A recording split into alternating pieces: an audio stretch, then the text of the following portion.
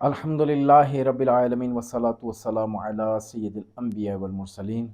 اما بعد فاعوذ باللہ من الشیطان الرجیم بسم اللہ الرحمن الرحیم صلی اللہ علی النبی وآلہ صلی اللہ علیہ وسلم صلاۃ و سلام علیک یا سیدی یا رسول اللہ۔ ناظرین، آج ہے سحر کی حقیقت کے بارے میں، جادو کی حقیقت کے بارے میں۔ جادو جو ہے وہ ساکن کو متحرک کر دیتا ہے اور متحرک کو ساکن کر دیتا ہے، اور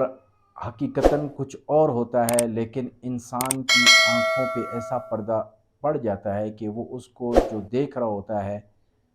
وہ اسی ہی گمان میں ہوتا ہے کہ یہ حقیقت ہے۔ جیسے کہ حضرت موسیٰ علیہ السلام کے دور میں جب رسیوں کو جو ہے وہ سانپ بنا کر جو پیش کیا گیا تھا، حقیقت میں وہ رسیاں تھی، صرف کیا تھا کہ قرآن پاک میں جو واقعہ بیان ہوا ہے نا، وہ صرف کیا تھا، آنکھوں کا دھوکہ تھا، کہ وہ جو ہے فقط ایسے نظر آ رہی تھی کہ واقعی وہ رسیاں سانپ بن گئی ہیں۔ تو اسی طرح جب بھی جادو جو کسی پر ہو جاتا ہے، وہ انسان کے عقل کو سلب کر لیتا ہے، جس کے بنا پر محبت اور نفرت کا جو وہ معیار ہوتا ہے انسان کے اندر، وہ بڑھ جاتا ہے، اور اسی ذریعے سے جو ہے میاں بیوی میں یہ جدائی کروا دیتا ہے۔ یہ جادو جو ہے وہ جدائی کروا دیتا ہے۔ عقل جب سلب ہو جائے تو پھر اس سے غلطیاں ہی غلطیاں ہوتی ہیں، اور وہ کام کر بیٹھتا ہے تو اس کے بعد ہوش میں آتا ہے کہ میں نے یہ کیا کام کر دیا۔ اور اسی طرح جادو کے اتارے کے حوالے سے بتائیں گے کہ جادو کا اتارا کس طرح کیا جاتا ہے۔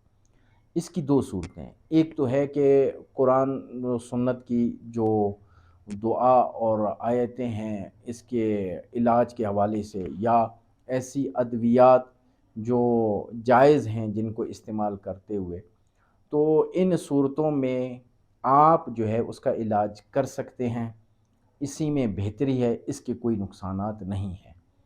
دوسری صورت ہے کہ جادو کا علاج جادو سے کیا جائے، اس میں جو ہے بالکل بھی جائز نہیں ہے کہ جادو کا علاج جادو سے کیا جائے۔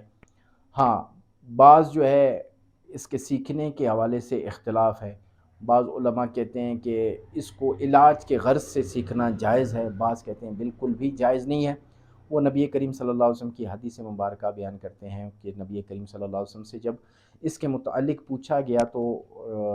نبی کریم صلی اللہ علیہ وسلم نے فرمایا کہ یہ شیطانی عمل ہے،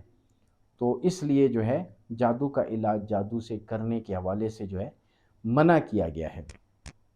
جادو سیکھنے کا حکم کے حوالے سے بھی یہی ہے کہ اس میں جو ہے بعض اوقات گناہ کبیرہ ہے، اس کے جو کلمات پڑھ جاتے ہیں، بعض اوقات شیطان سے جو ہے وہ اس اپنے عمل میں اس کو شریک کر دیتے ہیں جو کفر ہے۔ دونوں حالتوں میں اسلام میں جو اس کی سزا ہے، اس کی سزا دونوں صورتوں میں اس کو جادوگر کو جو ہے قتل کرنا واجب ہے۔ یہ حاکم اسلام ہی کر سکتا ہے، جو حاکم ہوگا وہی یہ کر سکتا ہے، اور باقاعدہ جو ہے اس کے کیس ایک ثابت ہو کہ واقعی یہ جادوگر ہے، تو اس صورت میں اس کو جو ہے وہ سزا دی جائے گی۔ اس میں یہ ہوتا ہے کہ اگر وہ ایسے کلمات پڑھتا ہے جو کفریہ اور شرکیہ کلمات ہیں تو مرتد کی صورت میں اس کو قتل کیا جائے گا۔ دوسرا جو ہے، لوگوں کو اس کے شر سے محفوظ رکھنے کے لیے، وہ اگرچہ وہ کفر نہ کرتا ہو لیکن جو ہے ایسے کلمات ادا کرتا ہو جو گناہ کبیرہ ہو اور شر میں مبتلا ہو لوگوں کی، تو اس شر سے محفوظ کرنے کے لیے ان کو جو ہے وہ کیا جاتا ہے، قتل کیا جاتا ہے۔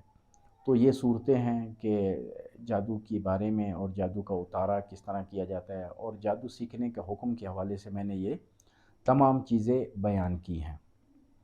رب تعالیٰ سے دعا ہے کہ رب تعالیٰ ہمیں صحیح معنی میں نماز پڑھنے اور صحیح معنی میں وظائف پڑھنے کی توفیق عطا فرمائے۔ کتنی